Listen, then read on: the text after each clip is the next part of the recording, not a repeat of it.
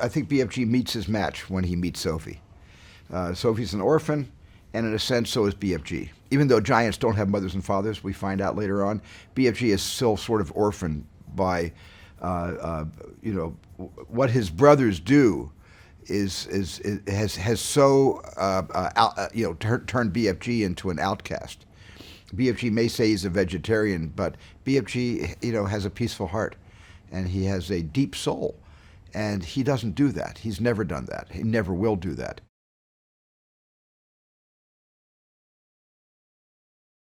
I was shooting Bridge of Spies. I'd already cast Mark Rylance to play Rudolph Abel, and after the first day of shooting on Bridge of Spies, I realized I had found my BFG. And the character of Rudolph Abel is a world apart from BFG, as you know, but I somehow saw in Mark that he could do anything, and he had such profound range as an actor. And the Mark between shots was the BFG that really touched my heart. And then, of course, he'd go into a complete character transformation to play, the Soviet spy. When Ruby came in, there was something about her, and it's something when I cast a movie, especially when I'm casting young people, I don't question why I suddenly respond to someone. I don't analyze it. I don't look at it from all angles. I don't question myself. I just say, my God, she could be the one. And I went back and I looked at her reading over and over and over again, and then I said, well, the best way for me really to determine this is to bring her out to Berlin. So we brought her and her dad out to Berlin, and we spent about 3 hours with her while I'm shooting with Tom Hanks. Ruby is meeting with me, and Kate, my wife, meets Ruby at the same time, and I had my phone out with my video on my phone. So I let Kate conduct the interview. And instead of sitting down in a formal way with a coffee table and 2 chairs, we just walked all around this big old-fashioned building we were shooting in.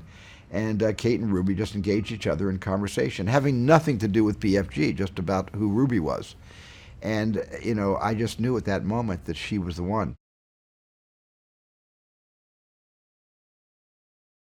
The only thing that was really important to me was that the actors believed where they were, and they could censor and exclude from their peripheral vision everything happening around them. The noise of technology needed to go away, and the only way to make that go away is to be able to cast somebody like Mark Rylance, who has a tremendous amount of belief in the story, faith in story, and Ruby, who has a tremendous amount of faith in her imagination.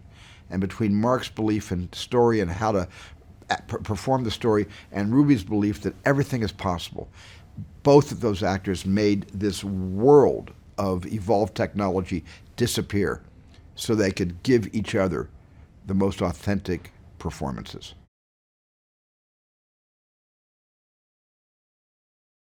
When I cast anybody in a role, I'm looking for the right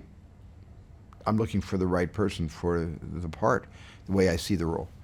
But I'm also looking beyond the part when I cast an actor, and there's always that little bit of vanity, within myself that says this person is going to have a career beyond the role that he's playing for me. And if I can really see an actor that has the ability to transform himself or herself into many different characters, and I have that character, that actor here, then I have another actor that I think, well, this actor is going to be perfect for my movie, but I'm not sure beyond that if that actor would be perfect for much else. But he fills the bill for me.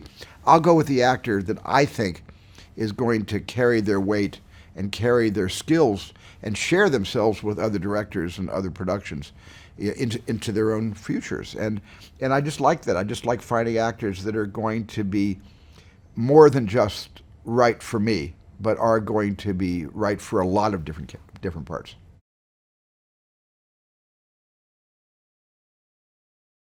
Roald Dahl invented an entire lexicon for the BFG, giant country language. the language of BFG, the language of the other giants. And it was kind of what Anthony Burgess did in A Clockwork Orange. He'd invented a whole new language, and I hadn't heard anything like that until I read the BFG, and until we were able to have our pick of all the great words that Roald Dahl had invented. So and my favorite word, of course, is whiz popper, but you'll have to wait and see what that means.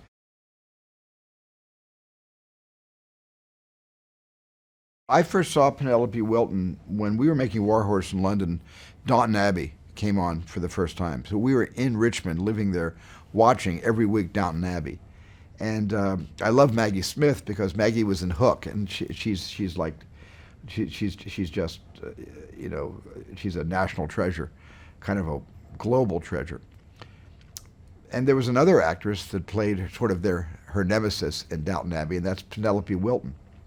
And when I first read the script for BFG, the first thing I thought about was Penelope. I went no further. I basically said Penelope Wilton should play Queen Elizabeth circa 1982.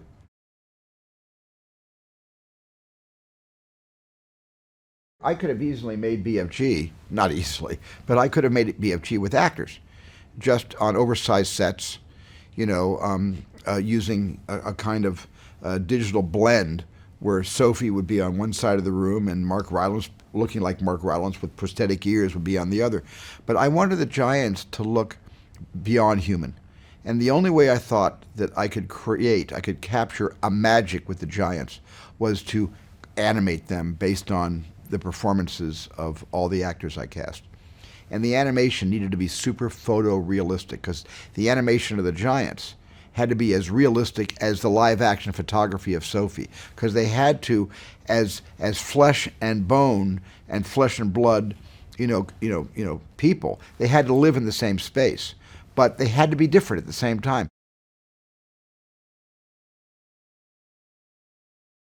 I think Johnny Williams has done an amazing job in as he usually does with all of the films we've collaborated on together. What Johnny does is I tell him my story, and by showing him my cut, and then Johnny goes away, and 8 weeks later he comes back and he tells me his story musically. So he writes a musical script which he form fits over what he has inspired him from the images and the dialogue and the story that I've been telling. So I tell Johnny a story, and then 8 weeks later he comes back and he tells me his version of my story, and he's done that with such sensitivity and brilliance with BFG. It almost feels like a Peter the Wolf Prokofiev score, where everything has a musical friend. Every moment is accompanied by a little bit of a musical reminder that there is another layer of story being told.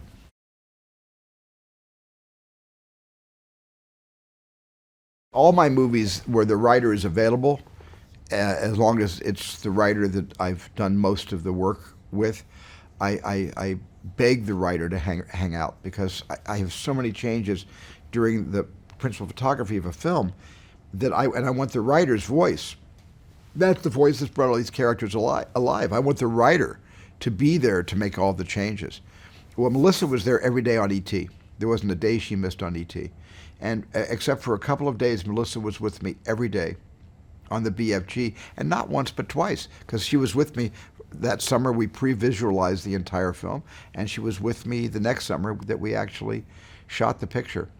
And but Melissa and I have been together in life for so many years. Our kids have grown up knowing each other, and so even though I only really work with Melissa a couple of times, mainly on E.T., to bookend our relationship with two stories deeply from the heart of the heart of Melissa Matheson.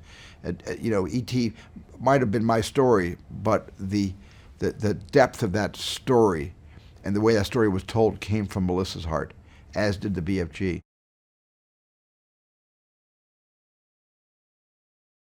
I think the combination of the number of historical movies I've been making that have kept me sort of fettered to history, to the accuracy of telling an historical story, like Lincoln, like Bridge of Spies, and then going back to like Amistad and films that really are about history, Schindler's List.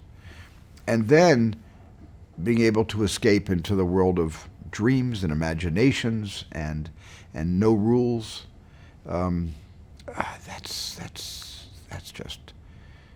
That's a dream in itself. And so that makes BFG special because it was my escape into what I think I kind of do best, which is just let my imagination run away with itself. And in that sense, this was one of the best experiences I've ever had.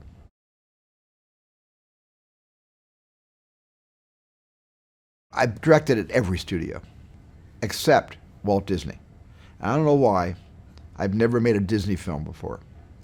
But this was the first time I got to make a picture that has, you know, the Sleeping Beauty's castle and has Disney embossed on the beginning and end of the picture. And I'm really proud of that.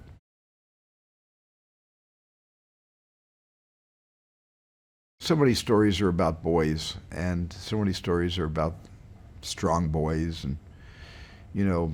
But I also love that Roald Dahl had chosen a girl to be the protagonist of the BFG, and a strong girl, a girl that doesn't take no for an answer, a girl that has a great sense of herself, and is not going to be intimidated because somebody is 21 feet taller than her.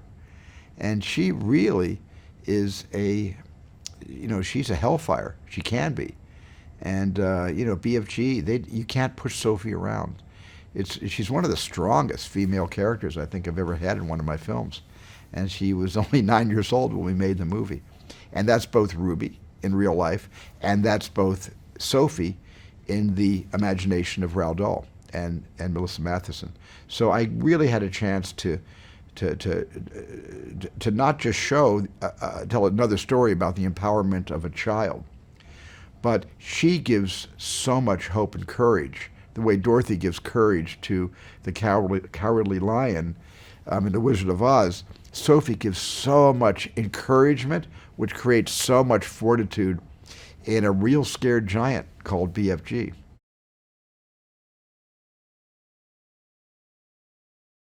Well, I think of all the words in the lexicon of Roald Dahl, my favorite one is whiz popper.